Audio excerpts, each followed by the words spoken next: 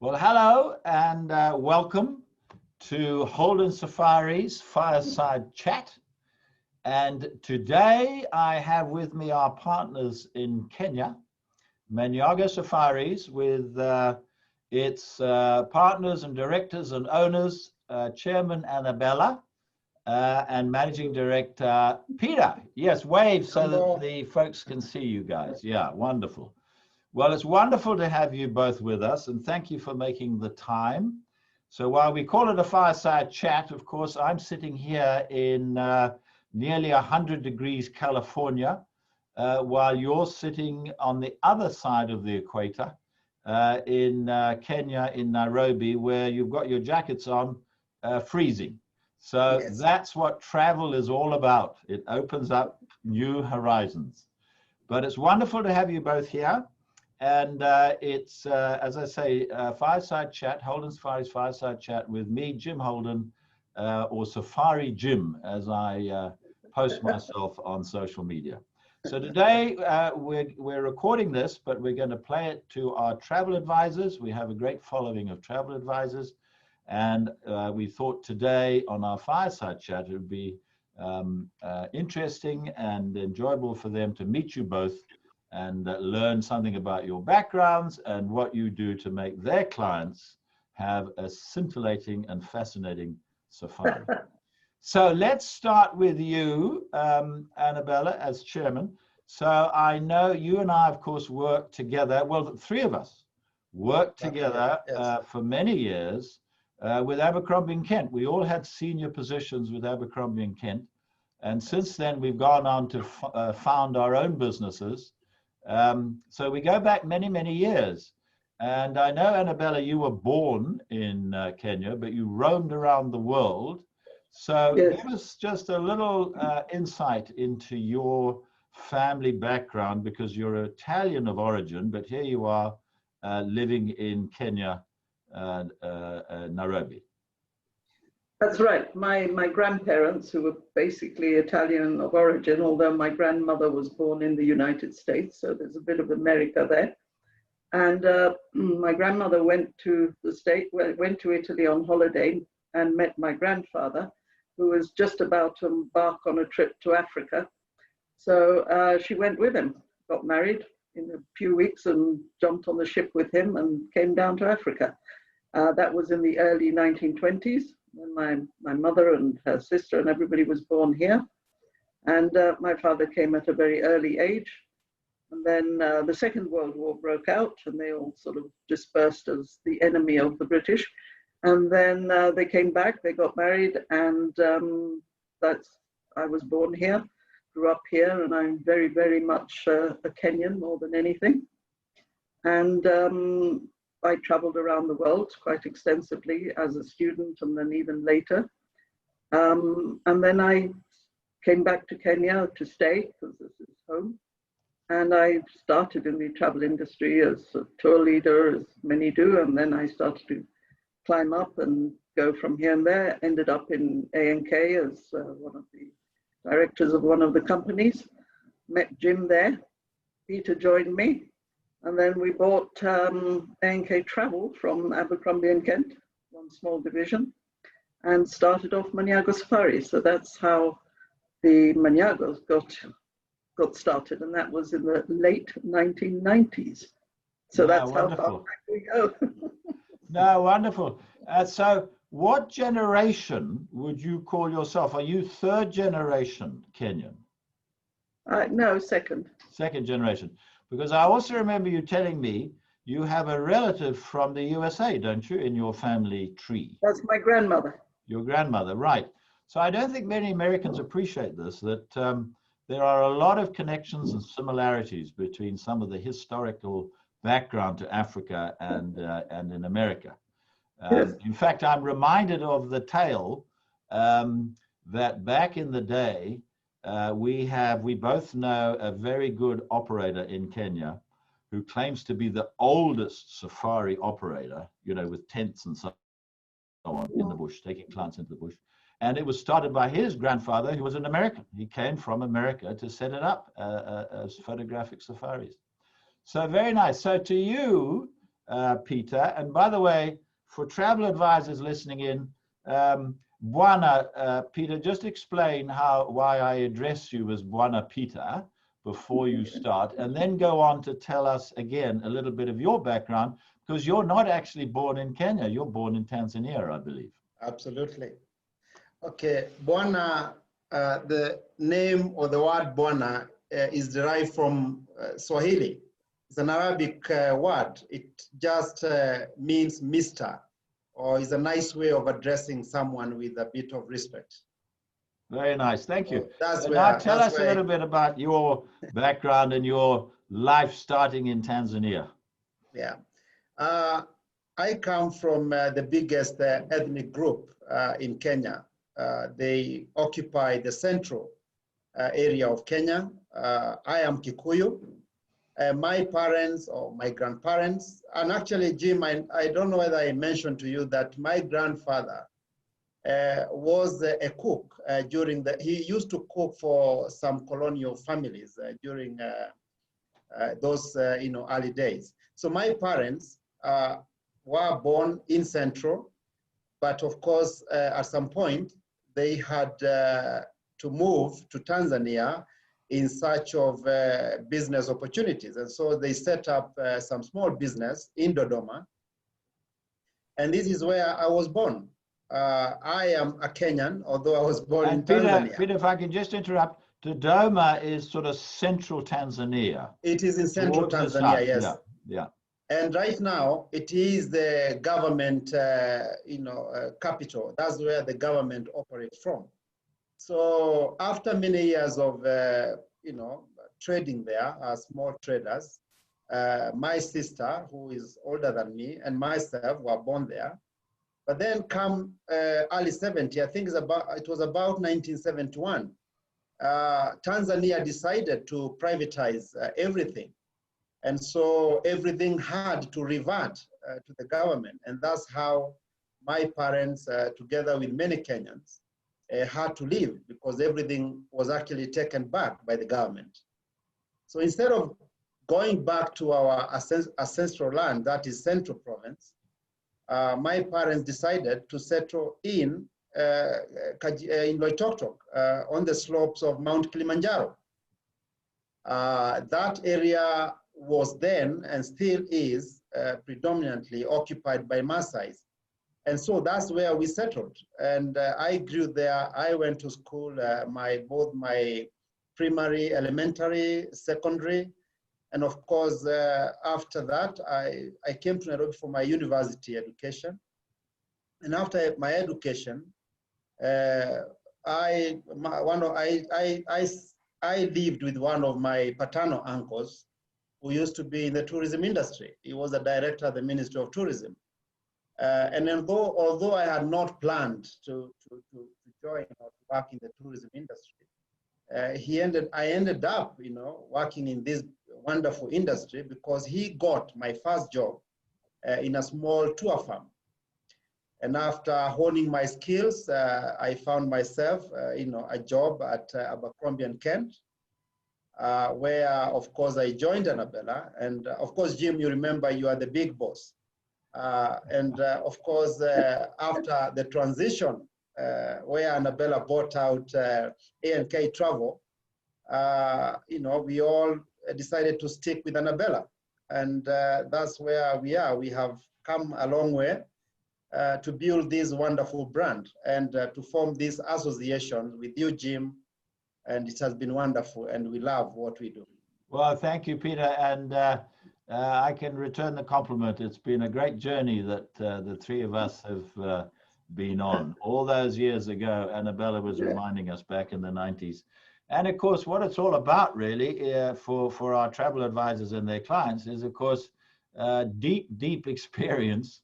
And in a moment, we'll ask you to share some anecdotes that will show that it doesn't always go according to plan, but deep experience. So, Peter, I want to ask you, so Loitoktok, it's a lovely name. Tell us, first of all, if it means anything. And secondly, we're going to be very disappointed if, knowing where Loitoktok is, as you said, it's at the base of Mount Kilimanjaro, but on the Kenyan side of the border. Yes. we're going to be very disappointed if you tell us you have not summited Mount Kilimanjaro. Have you climbed Mount Kilimanjaro, Peter? Now be honest. Yes, I haven't. You haven't? No, Loitoktok is a fantastic, a beautiful area. You know, Loitoktok happens to be positioned between two wonderful places. This is the famous Amboseli National Park and the Savo West National Park. Where our clients go, of course. Yes, absolutely. And then when you cross the border, actually my village is called Rombo, and we have a Rombo in Tanzania. So this is a continuation. The boundary is the only thing that separates the two Rombos. So then when you cross to the other side, you know, you have the national parks, you have the Kilimanjaro. Yes, it is, and I'm blessed to call Loitoktok my home. I have never climbed Mount Kilimanjaro. I have attempted. I have gone to, I can't remember, I think the first level only, and it was because I didn't have a lot of time. Now, the most interesting thing, I have a trip planned for January 2021. But of course, we have to take into account other factors, you know, whether I'll be able to travel or all manner of things. But COVID has changed a bit of things, but we are happy that things are easing out up, and we might actually climb the mountain early next year. So I might correct that position, yes. So Peter, is it true then, I've heard that you've been waiting for the ice to melt so it's warmer up there, is that right?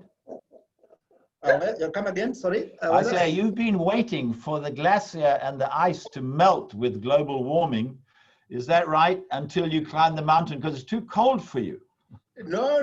I think with the proper gear, and Jim, you know, the many people you send to us, and they are climbers, and we have learned a lot. We also know what one is required to wear and drink or do on the mountain. So I am psychologically, physically, and otherwise prepared. It's only a matter of time before I can correct that anomaly, which is a bit embarrassing. Yeah, well, no, very good, Peter. So maybe that'll be the subject of the next Fireside Chat, is your experience of you climbing Kilimanjaro. But you do remind me that we had that family recently, just before COVID. They were very lucky, and you guys organized for our clients a climb up Kilimanjaro, and they all got to the top, and they were delighted, and they were extremely and pleasantly surprised to find that they had their own private camp. And when they looked across to where the hoi polloi, if I can put it that way, were camping, they were very grateful for the extra attention that you guys lavished on them. And of course, they attribute getting to the top totally to the guides. As you say, the guides are absolutely crucial. So in that regard then, so yes, you've got experience of Tanzania and Kenya.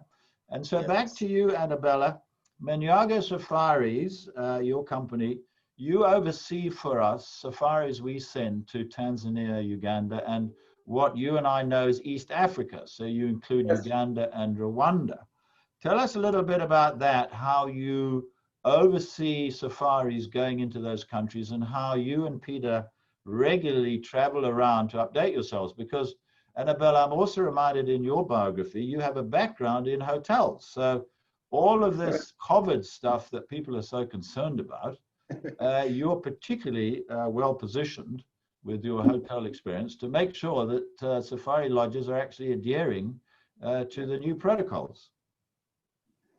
Yes, as we have to keep going around to make sure that everything is in the right place.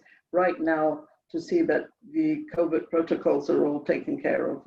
And I think it has been done extremely well. We see from clients, from ours and other clients, that they're very impressed with the way Kenya and Tanzania and Rwanda, you know, Uganda's not really open yet, but Kenya, Tanzania and Uganda and Rwanda have really done the best that you could ever do. And everybody's extremely impressed by the way it all goes. And people here in all three countries are extremely kind and very tolerant of, you know, everything. And waiting and helping the people as they come in to fill in all the millions of forms and look at everything that needs to be done. But everything always seems to run very smoothly because it's very, very pleasantly done. Yeah. So if I can just say, Annabella, that our clients are extremely grateful to what you just said, that you smooth the way. We feel we can say to our clients, you can leave your brain at home and just relax and let Maniago take the strain. I like that. Exactly. But it's very highly trained guides. As we say, we have guides who happen to drive as opposed to driver guides, as they're normally known. They're guides who are trained as guides and they drive. We have people at the airports, helping people, especially in Kenya, off the flights, through immigration and all the protocols that they have to go through. And it goes along quite smoothly that way. Now, congratulations are in order, because I've just heard that, and tell us a little bit about that, both you and Peter. The WTTC Travel Safe Stamp, the World Travel and Tourism Council, you've now just been accredited with the WTTC stamp. Just talk to that for a minute, because I think it's true to say Kenya is actually leading amongst the safari countries in Africa in this endeavor, having got the WTTC stamp. So that is a stamp of credibility and confirmation that all these new protocols are being pursued, the standards around the world. So speak to that a minute. Yes, including Kenya has also managed to get the first Peter Talo award for compliance in COVID, etc. So we're the first in the world to actually receive this award. And several others have now received it, but we got it last week. And then this week, congratulations. This week, Maniago got its WTTC accreditation as well. So we're very compliant, and we have a group of people trained in complete COVID assistance, basically. They know what to do if and what happens, around as they travel around. Well, that's very reassuring. And Peter, I just want to turn to you, because as managing director, obviously, you wave our clients off on safari as they all climb up into your superbly prepared vehicles, your safari 4x4 vehicles. And you anxiously await their return and count them back and make sure that everything went well. So just speak to a minute, because that's what positions, that's why we have this strategic alliance between us. Because you, with all of your experience, you're sending off these clients of ours in a custom safari with your personal, and as you said, Annabella, whilst he's called a driver guide, he's actually a professional safari guide, in that he not only knows how to get you through immigration, he also knows about all the animals, their habits, their behaviors, etc., and how to keep you safe. So just speak to a minute of that experience of being in your bubble, which is one of the phrases that's being used a lot now, kept safe from COVID. They're in their bubble, in your vehicle, with your driver guide, with your WTTC accreditation, and off they go. Talk a little bit to that experience that you offer our clients. So basically, from the moment our guests arrive at the port of entry, we have our team on the ground, and we meet our clients inside the airport.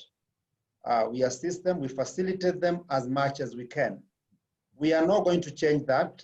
In fact, we want to even make it even a more worthwhile experience, especially right now when most clients would be looking forward to hand-holding and assurance. So once they are out and they're in our Jeep, what you need to do, Jim, is that for the last 3 months, we have actually been conducting very intensive training of our guides. They have attended seminars that are organized by AMREF, by the Ministry of Health. AMREF is your flying doctor, isn't it? Yeah, association there. Yeah. And also here we have been conducting this for everyone, because this time that there was a downturn in business, we have used that opportunity to empower ourselves with the skills that we require for when the business returns. And we have started seeing the very good signs that the world actually want to come back and do the safaris. So before a client, before the luggage and the clients embark on the vehicle, they will be sanitized. We will provide, when they arrive, and just to go back a little bit, we are preparing a very nice not Ziploc, a nice small bag where we'll put the sanitizer, we will put the mask, and mask which is branded, and Jim, that we'll discuss. We'll also even put a lip balm there. So that is just to show them we were thinking about it. Everything will be sanitized. And before they embark on the vehicle has, the driver will be there to sanitize them. There is also sanitizers in the car. Good. Yeah, for them to use. Because what we are thinking is every point they stop, whether it's a curio shop or they have to go somewhere and come back, they need to sanitize, because we do not want them, to collect any germs. So we want to assure them and reassure them that everything has been covered. In the vehicle, they'll wear their mask. Unfortunately for now, until further notice. The driver is also going to be permanently wearing his mask. So those are the things. And we are hoping that because our guides are loud enough, them, they'll still be able to talk clearly through the mask. And because this is a new norm, I think, and we have experimented, we have just come from Masai Mara, and we wore our masks. And believe me, it was okay. It's only that there is this small thing, that covers your face. That's only, and it's new. But we are going to get used to this until further notice, or until a vaccine is found and this disease is controlled permanently. Yeah. So But Peter, yes, if I can just ask you, so that's very good to know. When you're out on safari, of course, I think the scientists have said that animals can't transmit COVID, but you're never going to get close enough to a lion breathing on you, are you? Or are you? No, you'll come so close, but from the comfort of your car, you can have that almost virtual interaction with that lion. So actually, you say that, Peter, and it's one of the things we found is very common comment. It's a very common comment when clients come back from safari. I never realized how close we got to the wildlife. They thought that they would be sort of pointing them out far away, but they get so close, but not so close that they can get COVID. If animals have COVID, I don't think they do, and not so close that they're unsafe. Exactly. May I add something before, Jim, you go to the next issue? What we have done, and Jim, our policy is to tailor-make, all our safaris. So actually, in terms of social distancing and not having so many people, we have actually been doing it because as a very highly specialized FIT company, whereby we sell exclusive services, we have actually been doing what the world is recommending people do. We have been doing it.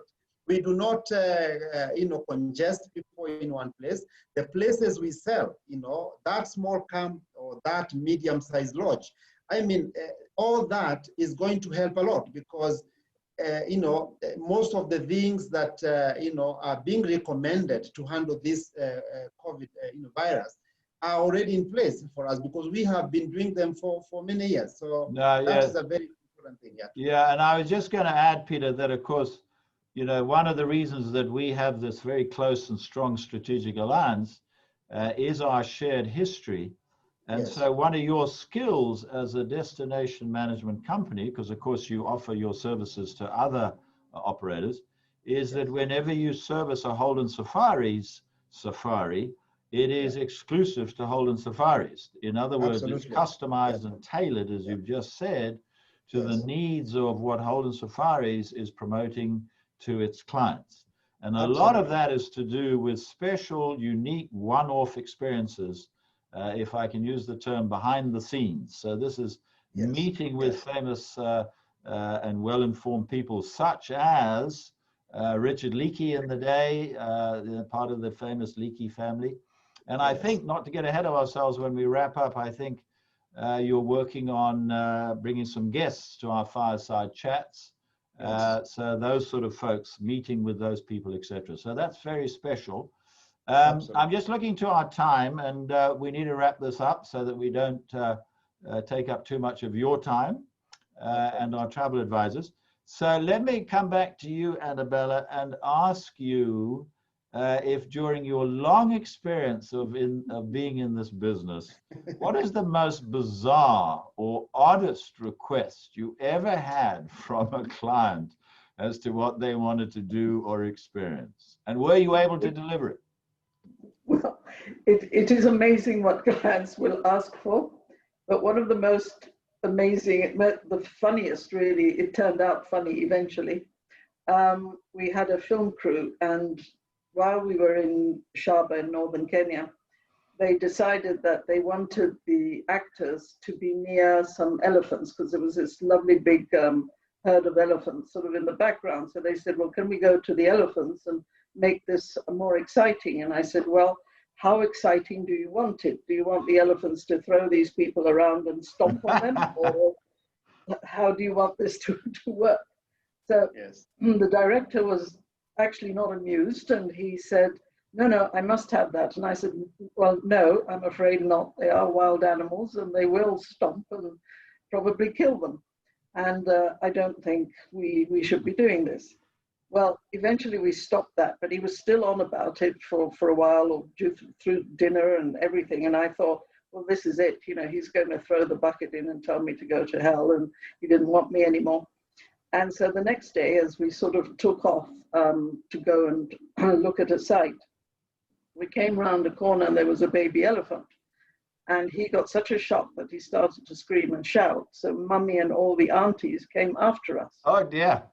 And they seriously came after us. And thank goodness our driver was very good, and he went over rocks up a hill as quickly as he could to get us out of the way. So when we eventually stopped, and we could still hear the elephants trumpeting at the bottom of the hill because they couldn't come up, there were too many rocks.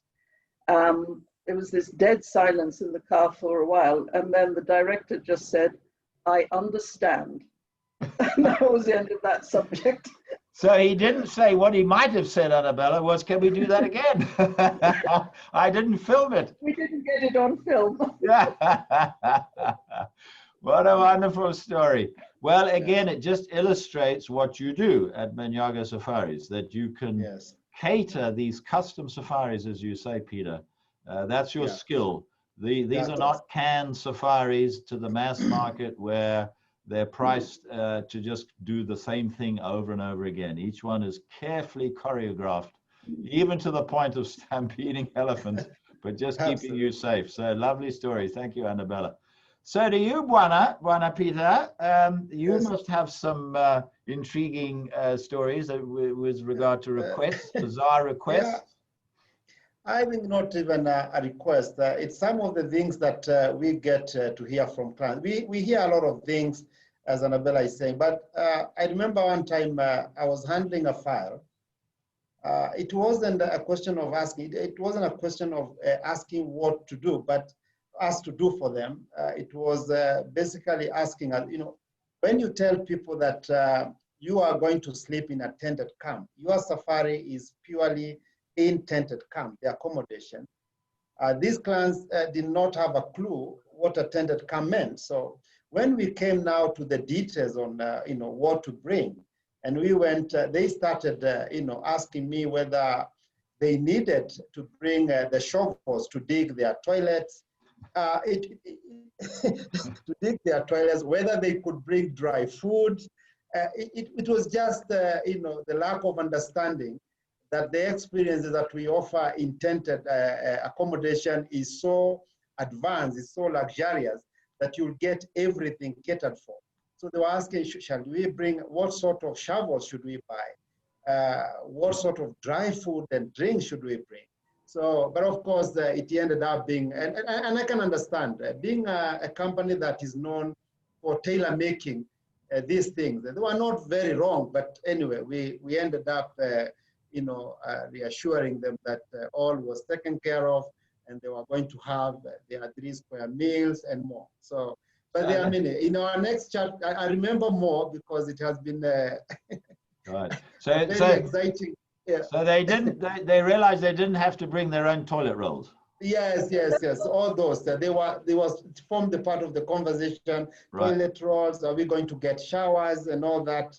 Yeah, but well, toilet rolls. You'll realize, Peter, when COVID first hit here in the United States, a toilet roll was worth more than a lump of gold. Because obviously the shops were cleaned out of toilet rolls. So that's a very topical thing.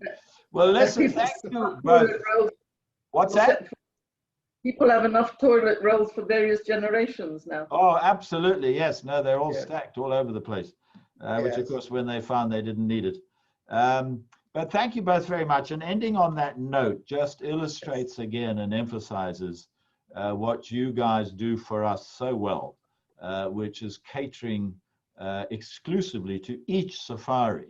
And so I think that's something that our travel advisors listening to this will really appreciate for their clients, that what we want to do is ask a lot of questions, make sure we understand what the clients want, because it's not too much of a stretch, I don't think, Annabella and Peter, to say that whatever they want, we can figure it out, as long as it's safe and as long as it's safe not only for them, but for the wildlife as well. You are right on that, yes. And for the people of Kenya that they're visiting. Well, we love our relationship, and we look forward to the next Fireside Chat, where perhaps you'll bring another interesting guest with you, and we want to keep these series going. So thank you both very much. Thank you for your time. Thank you for all you do for us. And we look forward, now that Kenya's borders are open, to resuming safaris and sending you all of this pent-up expectation and excitement for the people who couldn't go on safari in 2020, who have now all postponed their safaris to 2021. So we really look forward to getting all that going. So stay safe, keep well, until the next Fireside Chat. Kwaheri. Peter, say good night and goodbye to our visitors in Swahili, and Annabella, if you'll do it in Italian, because that's one of the things you do so well is with your languages. Okay. So you do it in Italian, Annabella. Arrivederci, and the other one is adios. Thank you. Buon appetito. Kwaheri ya kuonana. Asante sana. Tanana. Galadi bueno. That's Zambian. Stay well. Stay well. Thank you. Bye-bye. Bye-bye. Bye-bye, Jim.